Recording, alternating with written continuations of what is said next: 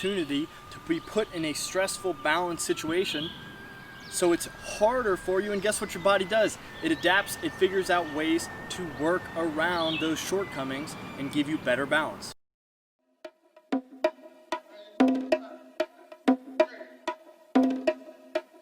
Perfect.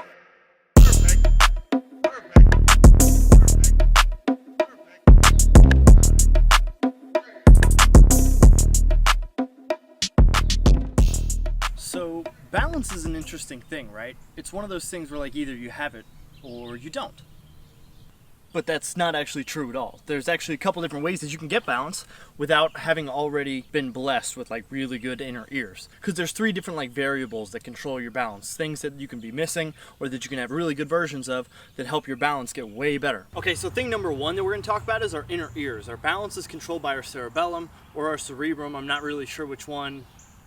Now that's pretty much just fancy doctor talk for you keep this thing straight up and down and you'll have good balance. Or sometimes you're just born with bad, crappy inner ears that like maybe one's higher than the other one. I'm not sure how they get off balance. But as you age, you notice that people's balance gets worse. People get vertigo because their inner ears get all wonky. I don't know how, but they do. So one of the best ways I can help you get better balance is by working on when you're throwing kicks or whatever the movement is that you're doing. Maybe you're jumping, maybe you're going from thing to thing, maybe you're going kicking, or maybe you're skateboarding or whatever. Having this head that's like a gimbal. I'm sure you guys have all seen the people who like record stuff, right? And the gimbal manages to focus on one thing. That's got to be your head. It has to focus on one thing no matter where you're going, like a chicken. It's a chicken. You know, in guidance and control, you have feedback loops, and so you have to know your position and where your relative motion is going so you can compensate for it. But totally stationary as I move his body. And by being able to keep your head stable and in this one spot, you can work on letting your body do what it's supposed to do rather than always having to correct your balance because your head is like this when you're throwing the kicks. And trust me, a lot of you guys look like this, especially during spinning stuff. You're like this, and then your body pulls this way. So for example, if I go like this, I can have pretty good balance. But as soon as I turn my head, not only am I adding extra weight to this one side, but then also my balance is all wonky. So thing number 1, your dome piece. So thing number 2 is definitely going to be our sight. Like, think about this. I want you to pick up one foot. Then I want you to close your eyes and try and balance. It's much more difficult, and my thought process behind this is that because of the sense of getting an idea of what's level, so when I'm looking this way, I can get a good idea of what's straight up and down, what's side to side, and if I can get a good idea of what my flat plane is supposed to look like, then I can have a good idea of how I should keep my head and my body perpendicular to it in order to stay upright. You've heard a lot of the time that if you want better balance, you should focus on one thing. So if I'm looking at you guys and I don't look at anything else, I can keep pretty good balance. But if I start to look around, then I'm making these little micro adjustments in my brain, like, okay, move my head this way, up and down.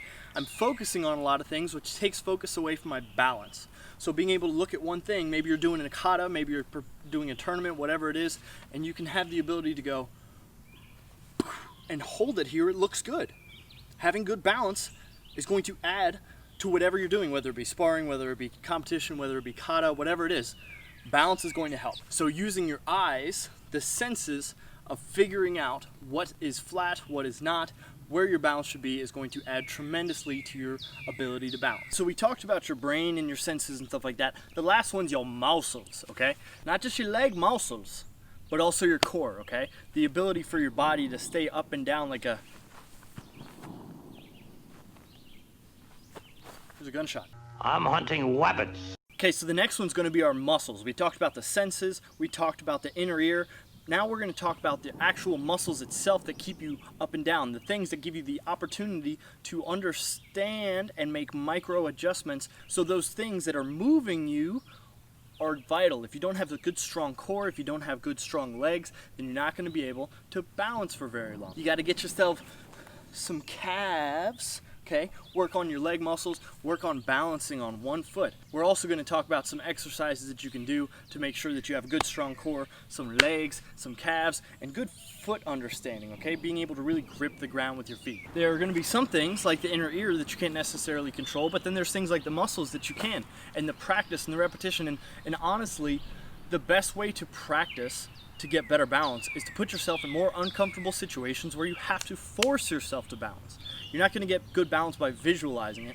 The best way to get better balance is by making yourself balance, by picking this one leg up and just standing here for as long as you can, putting that leg out over there and then just standing there as long as you can, working on counterbalances. I know that if this leg is out here, that I've got to put weight out here in order to balance. It's the same idea with this. Okay, so you see people walk on a tightrope like this. It's because if one arm goes down, they can pick the other one down, just like a weight balances. Like you see the old money things, like, oh, this weighs this much, this must weigh this much, because it's lower, right? You get the idea. There's a series of movements. Do like 3 sets between 10 and 20 of each of these things, and you'll start to notice that you'll feel better balance. First one is super simple. You just pick up this foot. Simple enough. Hold it for like 30 seconds, a minute. Add on to it. See how far you can go. Want to make it harder on yourself, or this is too easy? Balance on things like a Bosu ball, like a tree, like a boat. Go full Daniel-san with it. And make sure that you give yourself an opportunity to be put in a stressful balance situation so it's harder for you, and guess what your body does? It adapts, it figures out ways to work around those shortcomings and give you better balance. Another way you can do it is holding this leg up higher. So giving yourself more direction with whatever it is that you're doing. See right there? Let's see if I can catch it. Whew. Good balance comes from like understanding your body and what it needs to stay straight up and down. Do some calf exercises, whether it's with weight or not. We're gonna go 11s right here, straight out. We're gonna go penguin walks, and then we're gonna go half to peas, okay? So you're gonna go extend, extend. You can do 1 foot, extend, extend. And you're gonna open them up like this, extend, extend. Do the same thing here, extend, extend. And this is gonna give you a better base of the lowest part of your body, the part that's connected and feeling to balance a little bit. Now, I like to do all this balance stuff with no shoes on. I like being able to like touch the earth and feel the earth or whatever it is I'm balancing on, because personally I think it gives me a little more idea of what micro, tiny little bitty adjustments I need to make to stay standing. As I want to progress in things, there's 2 different ways you can do this next movement. You can either go in a star and go out, out, out, and come back, or I personally like to go in a circle and go here, a little bit lower my leg, bend it a little bit, and write a circle out in the sand, if you will. And then obviously making sure you're always switching.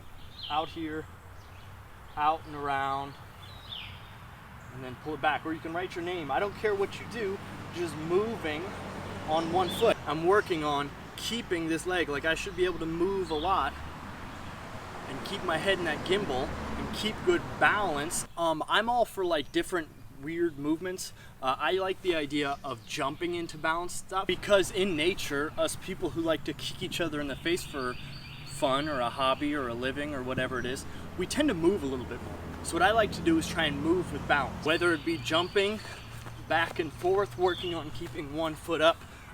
This is great for the balance, it's great for the core, and just work on kind of moving around, keeping these legs up and down. Jump rope's great for this kind of stuff. Putting yourself in those situations.